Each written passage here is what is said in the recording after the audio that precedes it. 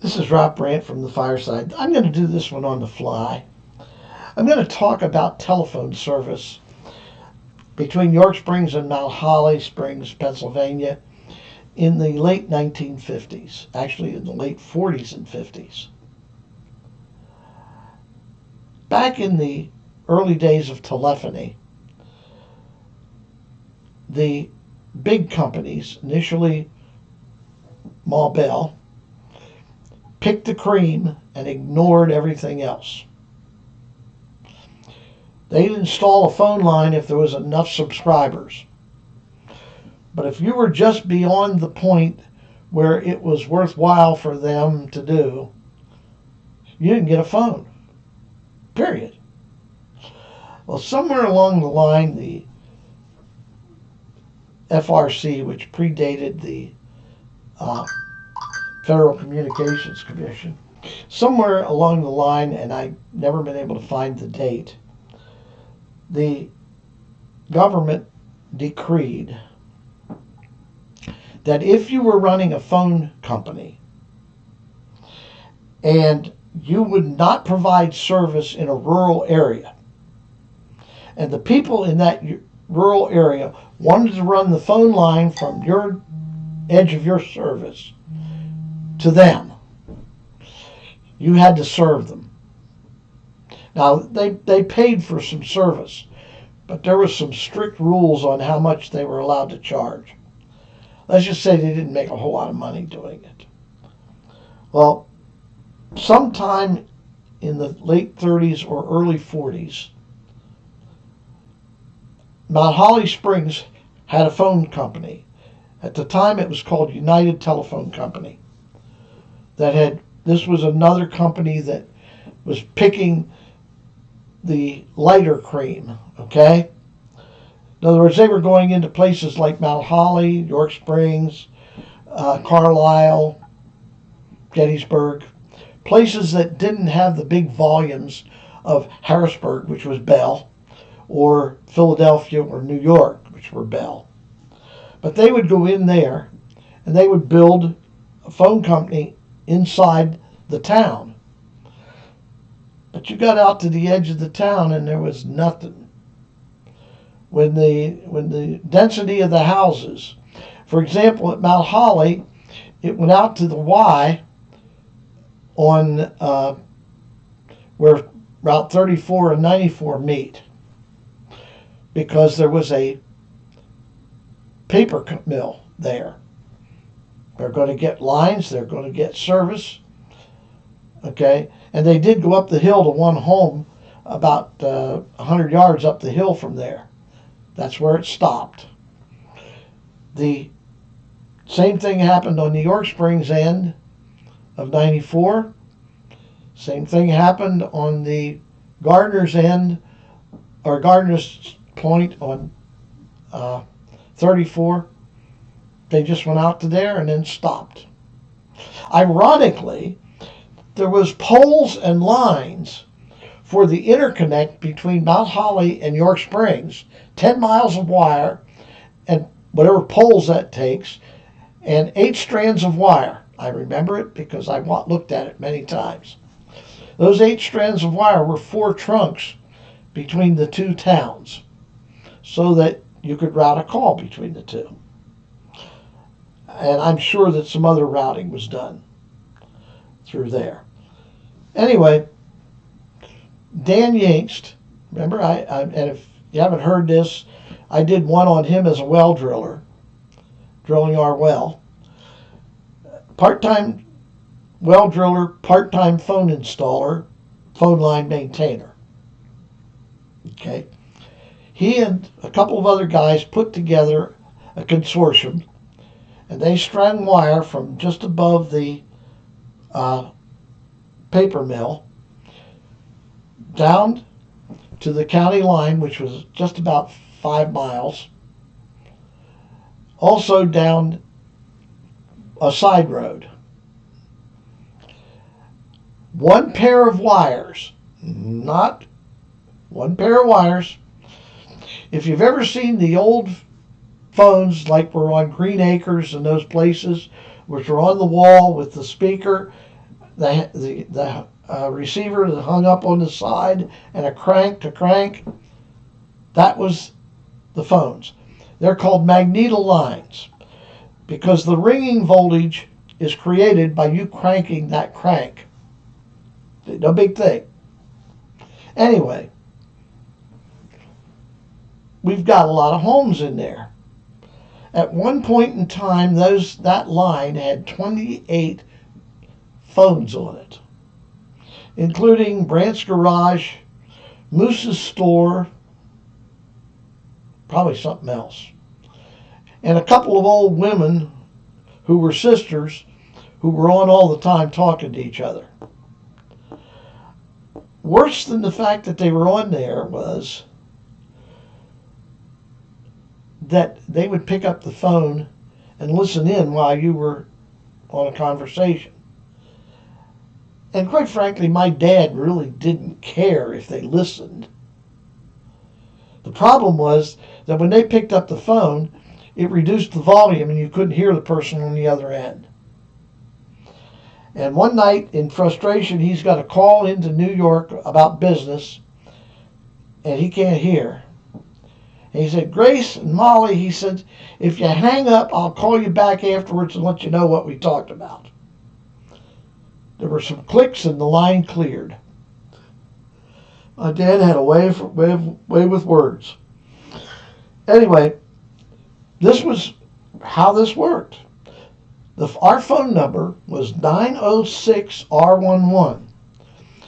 In the exchange, and by the way, I actually knocked down calls in that exchange when I was about 13 years old.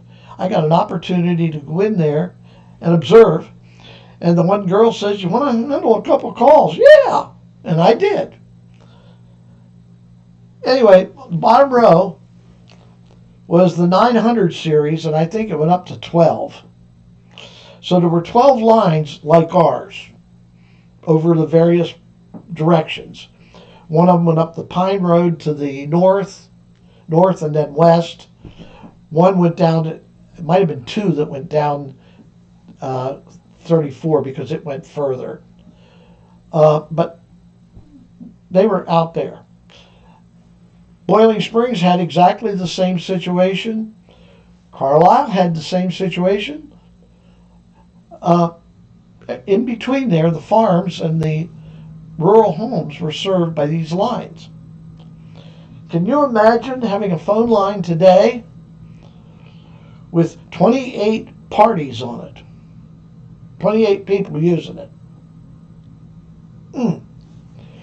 And how did you know that somebody was calling you? Well, our phone number was 906R11. The R had a significance, but not on the magneto lines. The 11 meant that our ring was a long ring and a short. Moose's Store was 906R41. It was 4 long rings and 1 short. And that was rung by either the operator doing this with a key, pulling it back and ringing it, or if I wanted to call Moose's Store from home, I didn't need an operator. I just picked up the receiver and hopefully nobody was there, and I would crank the crank 4 longs and a short, 4 longs and a short until I heard them pick up. That was telephony in rural areas in 1951, say. Somewhere around 54, United Telephone decided they were going to go dial. Well, these phones could not be integrated into dial, number one. Number two, there was no way to use them. But they couldn't just string line because these people, Dan and his company, owned that district. United Telephone could not string another line down there and wipe him out. That was federal law. Okay? There was only one way. They had to buy him out. What they wanted to do was put in dial and get rid of the operators there. Because you had operators there 24/7. How many people does that take? And during peak hours, you had 3. Anyway, they they have to buy him out. We're talking 28, probably 40 because they had some spares. Old phones, 7 or 8 miles of wire that wasn't worth anything. Some ladders and a few pieces of equipment. And they had to buy him out. And it cost them, the number I'm remembering is $25,000. Because he owned that right away. Okay? So it was kind of a, And now start looking at that in 1952 dollars. And remember I said the number of lines went up to, I believe, 12. If it wasn't 12, it was 10. Because I know it was a row. And I'm betting every one of them held out for about that much money. It cost them a lot to buy them out. And but they had to buy out the ones in Mount Holly, the ones in Boiling Springs, and the ones in Carlisle. They got the ones in Boiling Springs. They shut down that. They rewired that, which meant they had to rewire out past. You can't put 28 dial phones on one line. They were running 8. So we had probably 4 lines or 5 out where we were at. We were on the last one, and we only had 5 parties. During the interim, when it was still operators, even after it was dial, they were 8 and 5. A couple of 8s and a 5. So, and it was fun. But initially it went to operator assisted. You pick up the phone, you got the operator. But then when the phones were installed, they were installed with a dial on them, and eventually they moved them over. There's another story about this that's worth relating. United Telephone did something that was massively intelligent. I hear some of my older friends, and by the way, I'm 82. I hear some of my older friends say, "Well, I don't know how to do this with a computer, but let me ask my grandson," because the kids know how. If you think that's new, United Telephone built this board, and it was probably about 6 feet wide and 4 feet high. And it had a monster dial on the front of it that was about 2.5 feet in diameter with holes in it just like the dial. And it had buttons on it that they could press the button and show you what a dial tone sounded like, what ringing sounded like, all of the things. They didn't try teaching the adults. I'm at Boiling Springs School. And by the way, that water is not hot at Boiling Springs. It's cold. And by the way, the Boiling Springs kids at Boiling Springs School are called the bubblers because there is a bubble. It bubbles up out of the ground. Anyway, go back to what we were talking about. United Telephone rolls this thing in with, I believe it was a gal. And they bring us down to the gymnasium, and a group of about 25, 30, something like that of us. And she demos it in front of us. She demos how to dial the phone, how to make a call. And we hear because she's pressing the right buttons, exactly what's going on. You actually heard the dial clicks when it rolled back. They just trained their trainers.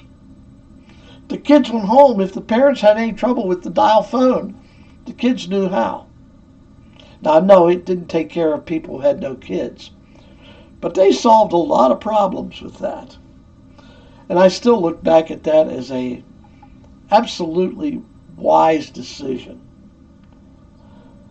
Anyway, the reason, remember I said that our number was 906R11? On the magneto lines, the R didn't mean anything. It just had to be there for some reason. I don't know what the reason was.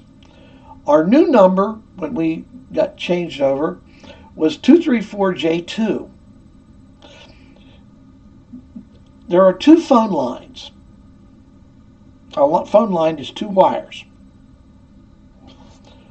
But there's also a third wire that you never see. It's called ground. And a phone was either wired to ring between the J wire or the R wire and ground. So, and the operator actually had a key. If she was ringing a J side, she was pulling the key towards her to do the ringing. The R, she's pushing it away. There were actually three keys there that did various things. One left you listen to one party or the other party or neither party. When you went to neither party, they were together talking. I did this once. I did this actually a couple times that night. But we were 234J2. There was a 234R1, R2, and I think R3. There was also a 234J1. Okay? The 1 was a long ring, the 2 was 2 shorts, the 3 was 3 shorts, and the 4, if we would have had one, was 4 shorts. By the way, some of them had those. But we only heard the J side rings, and the people on the R side only ever heard the R side rings. So you really didn't hear. With the old system, anytime somebody got a call, your phone rang. It was kind of annoying. But this is what telephony was like in those days. And as my dad said, Molly, if you and Gracie will hang up, I'll call you back and let you know what we're talking about. And they hung up. And these were two nice ladies, but they just sometimes created problems. And on that night, my dad got frustrated and said something. But I don't think they held it against him. Okay, they listened in after that. But it's sort of like social media today. But this is an evolution that I've seen that few have had the opportunity to see who are alive today. God bless all of you, and this is Ralph Brandt from the Fireside.